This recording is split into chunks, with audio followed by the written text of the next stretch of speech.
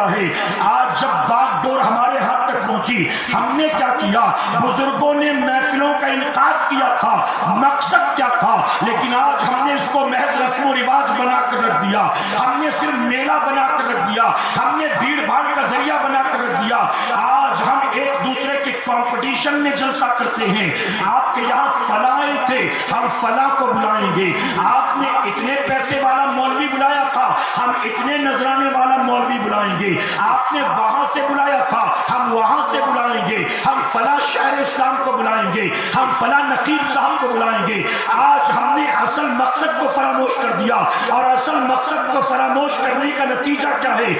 میرے پیارے آقا کے پیروانوں، چاہے یو پی ہو، چاہے بہار ہو، چاہے جھارکھنڈ ہو، چاہے ویسٹ بنگال ہو، چاہے اڑیسہ کے علاقے ہوں، میں معذرت کے ساتھ کہوں گا، ہر گاؤں کا اپنا اپنا جلسہ ہے، ہر گاؤں میں کئی سالوں سے جلسہ ہو رہا ہے، لیکن ان جلسوں میں جہاں 30 سال سے 40 سال سے 50 سال سے جلسے ہو رہے ہیں، ان جلسوں کے حالات دیکھو تو معذرت کے ساتھ کہنا پڑتا ہے 30 سال سے جس گاؤں میں جلسہ ہو رہا ہے، اس گاؤں کے جلسے میں آنے والوں کو جلسے میں آنے کے آداب تک نہیں معلوم۔ نعرہ تکبیر، نعرہ تک یہی نہیں بتایا گیا، لوگ ننگے سر آ کر بیٹھے ہوتے ہیں، لوگ بیٹھے ہیں حضور کے میلاد کی محفل میں اور منہ میں ماوا بھرا ہوا، گٹکا بھرا ہوا، زردہ بھرا ہوا، کوئی آ کر بیٹھا ہے، باہر گیا سگریٹ پی کر آیا بیٹھ گئے۔ آپ بتائیے، یا علماء کو دیکھیں، یہ علماء جب آتے ہیں ایسی محفل میں تو آپ نے دیکھا ہوگا سج سور کر آتے ہیں، تیار ہو کر آتے ہیں۔ آپ ان کو دیکھیں، جبہ بھی ہوگا، امامہ بھی ہوگا، ساتھ ہی ساتھ انہوں نے خوشبو بھی لگا رکھی ہوگی، سرما بھی لگا رکھا ہوگا،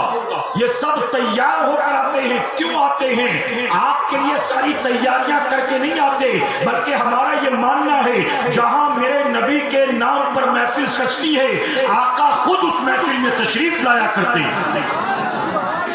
اب بتائیے، جس محفل میں رسول اللہ تشریف لائیں،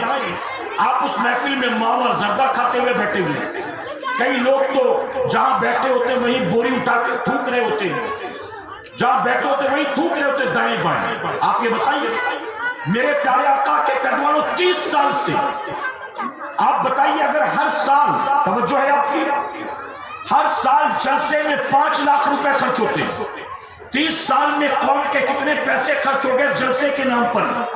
کروڑوں روپے قوم کے جلسے کے نام پر خرچ ہوئے، لیکن کروڑوں روپے خرچ ہونے کے بعد بھی میری قوم کے جوان کو یہ تک نہیں معلوم ہے کہ ایسی محفل میں ٹوپی پہن کر جانا چاہیے کہ ٹوپی اتار کر جانا چاہیے۔ میرے پیارے آقا علیہ الصلوۃ والتسلیم کے پیروانوں،